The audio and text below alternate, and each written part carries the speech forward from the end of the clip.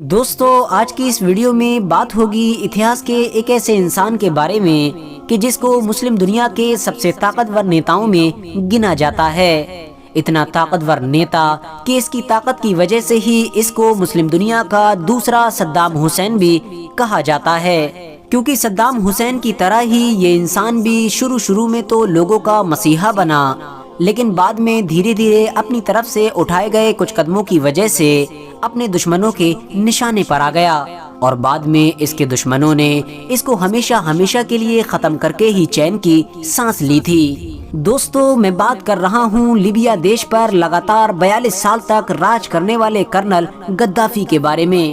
وہی غدافی کہ جس کو نہ صرف افریقہ بلکہ پوری مسلم دنیا کا اپنے دور کا سب سے طاقتور نیتا مانا جاتا تھا۔ لیکن دوستو اب سوال یہ بھی ہے کہ آخر یہ غدافی تھا کون، اور آخر ایک عام گھر میں پیدا ہونے والے غدافی نے اتنی طاقت کہاں سے حاصل کر لی تھی کہ وہ دھیرے دھیرے پوری مسلم دنیا کا سب سے طاقتور نیتا مانا جانے لگا تھا، اور آخر وہ کون سے بڑے فیصلے تھے کہ جن کی وجہ سے نہ صرف امریکہ جیسا طاقتور دیش بلکہ اور بھی سارے یورپین دیش غدافی کو اپنا سب سے بڑا دشمن ماننے لگے تھے، اور جلد سے جلد غدافی کو اپنے راستے سے ہٹانے کی کوشش کرنے لگے تھے۔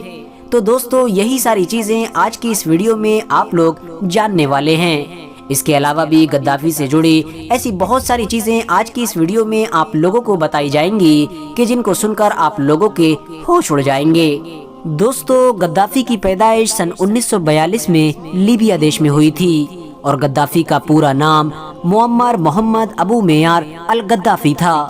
غدافی نے جوان ہوتے ہی اپنے دیش کی فوج یعنی لیبیا کی آرمی کو جوائن کر لیا تھا۔ یہ اس دور کی کہانی ہے کہ جب 1967 میں اسرائیل اور عرب دیشوں کے بیچ جنگ ہوئی تھی۔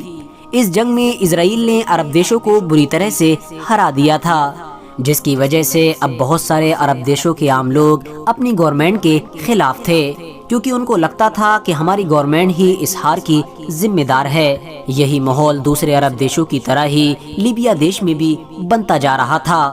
اس دور میں لیبیا دیش میں راجشاہی شاسن ہوا کرتا تھا،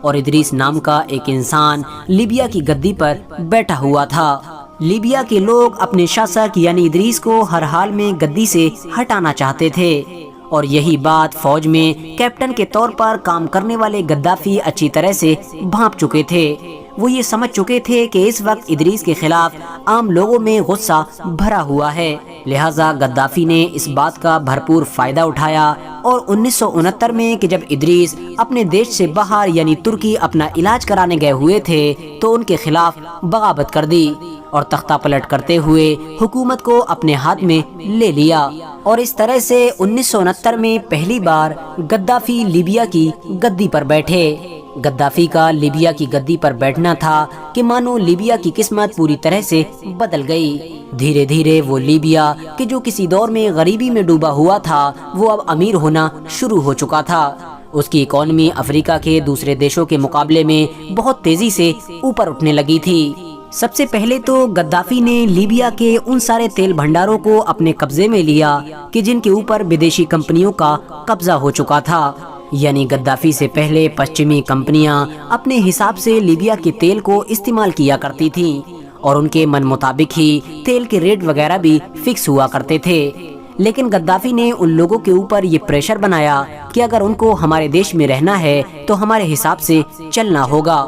ورنہ وہ ہمارے دیش سے جا سکتے ہیں۔ اس طرح سے اب لیبیا نے اپنی سب سے بڑی طاقت یعنی تیل کو پہچان لیا تھا، اور تیل کی وجہ سے ہی لیبیا طاقتور بننا شروع ہو گیا تھا۔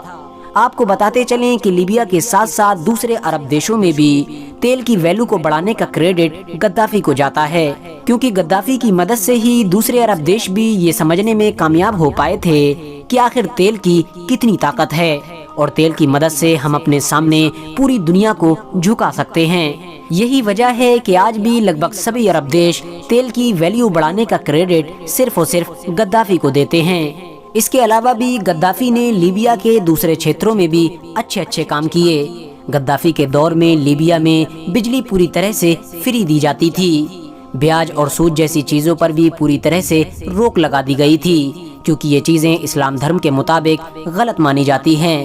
اس کے علاوہ اگر بات کریں ایجوکیشن اور ہیلتھ کے بارے میں تو ان دونوں فیلڈز کو بھی غدافی نے لگ بھگ کافی حد تک فری کر دیا تھا۔ آپ کو بتاتے چلیں کہ غدافی کے آنے سے پہلے جہاں ایک طرف لیبیا کی صرف 25% آبادی ہی پڑھی لکھی تھی تو وہیں دوسری طرف آج کے دور میں لیبیا کی لگ بھگ 83% آبادی پڑھی لکھی ہے۔ میڈیکل کے معاملے میں بھی اگر کسی انسان کو دیش سے باہر جانے کی ضرورت ہوا کرتی تھی تو اس کا انتظام گورنمنٹ کی طرف سے ہی کیا جاتا تھا۔ شادی کرنے والے نئے جوڑے کے لیے ایک گھر کا انتظام بھی غدافی کی گورنمنٹ ہی کیا کرتی تھی۔ اس کے لیے باقاعدہ اس جوڑے کے نام پر $50,000 کا چیک کاٹا جاتا تھا۔ ان تمام چیزوں کے ساتھ ساتھ غدافی نے انٹرنیشنل لیول پر بھی بہت سارے بڑے بڑے قدم اٹھائے تھے۔ سب سے پہلے آپ کو بتاتے چلیں کہ غدافی کی زندگی بھر یہ خواہش رہی کہ جس طرح سے سارے یورپین دیشوں نے مل کر ایک یورپین یونین بنا لیا ہے، ٹھیک اسی طرح ہم سارے افریقن دیشوں کو مل کر بھی ایک بلاک بنانا چاہیے تاکہ ہم سارے دیش مل کر اتنے زیادہ طاقتور ہو جائیں کہ باہر کا کوئی بھی دیش ہم لوگوں کے اوپر گندی نظر نہ ڈال سکے۔ لیکن زندگی بھر کوششوں کے باوجود بھی غدافی کی یہ خواہش پوری نہ ہو سکی۔ اس کے علاوہ غدافی نے ایک دور میں دنیا کے سارے مسلم دیشوں کو بھی ایک کرنے کی بھرپور کوشش کی تھی تاکہ ایک ایسا بلاک بنایا جائے کہ جس کی مدد سے سارے مسلم دیش ایک طاقت بن جائیں، لیکن غدافی کی یہ خواہش بھی پوری نہ ہو سکی تھی اور لاکھ کوششوں کے باوجود کوئی نہ کوئی دیش آپس میں لڑتا رہا تھا، اور انہی ساری کوششوں کا ہی نتیجہ تھا کہ غدافی اپنے دیش لیبیا کے ساتھ ساتھ پوری دنیا کے مسلمانوں میں بھی مشہور ہونا شروع ہو گئے تھے۔ حالانکہ دوستو ان تمام چیزوں سے الگ ہٹ کر لوگوں کے سامنے غدافی کا ایک دوسرا چہرہ بھی پیش کیا جاتا ہے، اور یہ کہا جاتا ہے کہ غدافی شروع میں تو ایک اچھا انسان تھا، مگر دھیرے دھیرے جیسے جیسے غدافی کو اپنی طاقت کا احساس ہونا شروع ہوا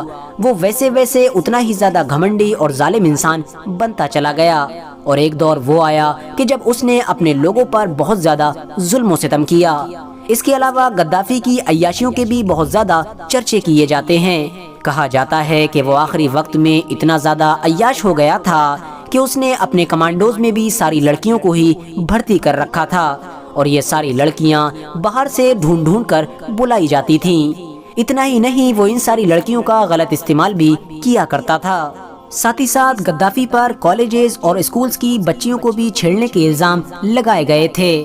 کرپشن کے معاملے میں بھی غدافی کے اوپر الزاموں کی بوچھار کی گئی تھی۔ کہا جاتا تھا کہ غدافی نے لیبیا کے تیل جیسے بڑے بڑے امیر ڈپارٹمنٹس اپنی فیملی کے ہی حوالے کر رکھے تھے، اور کل ملا کر دیش کی ساری دولت اس کی فیملی میں ہی رہا کرتی تھی، جس کی وجہ سے لوگ اب دھیرے دھیرے اس کے خلاف بھڑکنے لگے تھے۔ حالانکہ دوستو آپ کو بتاتے چلیں کہ غدافی کے چاہنے والوں کا یہ ماننا ہے کہ غدافی کے اوپر اس طرح کے جتنے بھی الزامات لگائے گئے ہیں یا پھر غدافی کے بارے میں اس طرح کی جتنی بھی غلط چیزیں مشہور کی گئی ہیں، یہ سب کچھ جھوٹ ہے، کیونکہ یہ ساری چیزیں امریکہ کے ساتھ ساتھ ان یورپین دیشوں کی طرف سے مشہور کی گئی تھیں کہ جو غدافی کو اپنا دشمن مانتے تھے۔ یعنی امریکہ کے ساتھ ساتھ سارے یورپین دیشوں نے غدافی کے بارے میں یہ ساری چیزیں غدافی کی امیج خراب کرنے کے لیے اڑائی تھیں تاکہ کسی طرح سے غدافی کو لوگوں کی نظروں میں گرایا جا سکے، کیونکہ غدافی نہ صرف سارے مسلم دیشوں کو ایک کرنے کی کوشش کر رہے تھے بلکہ انہوں نے مسلم دنیا کی سب سے بڑی طاقت یعنی تیل کو بھی یورپین دیشوں سے محفوظ کر لیا تھا، اور مسلم دیشوں کو اس بات کا احساس دلایا تھا کہ تیل کتنی بڑی طاقت ہے، اور تیل کے ذریعے سے ہم لوگ امریکہ کے ساتھ ساتھ اس جیسے بڑے بڑے دیشوں کو بھی جھکا سکتے ہیں۔ یہی وجہ تھی کہ یہ سارے لوگ مل کر غدافی کو اپنے راستے سے ہٹانے کی کوشش کر رہے تھے، اور یقینی طور پر یہ لوگ سن 2011 میں کامیاب ہو بھی گئے تھے، کیونکہ دوستو غدافی کے بارے میں سچائی جو بھی ہو، چاہے وہ ایک اچھا انسان ہو یا برا انسان ہو، لیکن اس بات میں کوئی شک نہیں ہے کہ سن 2011 آتے آتے پورے لیبیا میں غدافی کے خلاف ایک ماحول تیار ہو چکا تھا، اور آخر میں امریکہ کے ساتھ ساتھ یورپ کے اور دیشوں کی فوجوں نے لیبیا میں اتر کر باغیوں کی مدد سے غدافی کو ہمیشہ ہمیشہ کے لیے ختم کر دیا تھا۔ یعنی نیٹو کی فوج سن 2011 میں لیبیا میں اتر گئی تھی، اور اس طرح سے سن 1969 سے لے کر سن 2011 تک یعنی غدافی کا 42 سال کا راج ختم ہو گیا تھا۔ गद्दाफी की आखिरी जिंदगी में उनकी गाड़ियों की भी बहुत ज़्यादा चर्चा हुआ करती थी, क्योंकि वो अपनी हिफाजत को लेकर इतना ज़्यादा सीरियस थे कि जब कभी भी उनको कहीं जाना हुआ करता था तो सबसे पहले गाड़ियों के 2 ग्रुप एक साथ निकला करते थे। गाड़ियों के दोनों ग्रुप में सेम कलर और सेम नंबर की गाड़ियां हुआ करती थीं, और इन दोनों ग्रुप की किसी एक गाड़ी में ही गद्दाफी बैठा करते थे। यानी इंसान चाहकर भी किसी भी तरह से ये पता नहीं कर सकता था कि आखिर गद्दाफी इन गाड़ियों में से किस गाड़ी में बैठे हुए हैं। इसके अलावा जब कभी भी गद्दाफी को प्लेन के जरिए से सफर करना हुआ करता था तो हवा में एक नहीं बल्कि सेम कलर के 2 प्लेन उड़ा करते थे, और जिस प्लेन में गद्दाफी को बैठना हुआ करता था, गद्दाफी के बैठने से पहले इस प्लेन को लगभग 2 या 3 घंटे तक उड़ाया जाता था, ताकि अगर किसी भी तरह से किसी दुश्मन ने इस प्लेन में बॉम्ब फिट किया हो तो वो पहले ही फट जाए और इस तरह से गद्दाफी महफूज रह सके।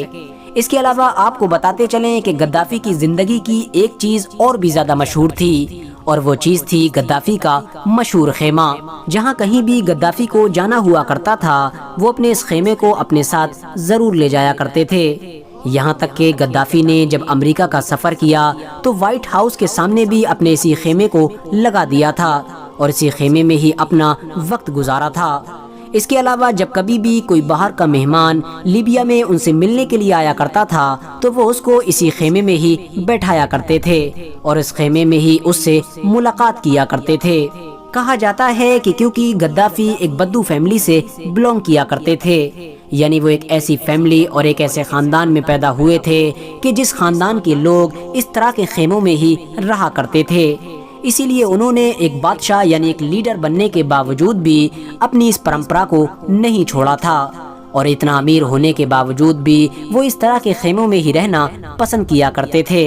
फिलहाल दोस्तों, आज की अपनी वीडियो को हम यहीं पर ख़त्म करते हैं। वीडियो पसंद आने पर न सिर्फ वीडियो को लाइक करें बल्कि अपने फ्रेंड्स के साथ भी ज़रूर शेयर करें, और इसी तरह की नॉलेजेबल और हिस्टोरिकल वीडियोस हमेशा देखने के लिए हमारे इस चैनल को सब्सक्राइब करके साथ ही में बेल आइकन को भी प्रेस कर दें।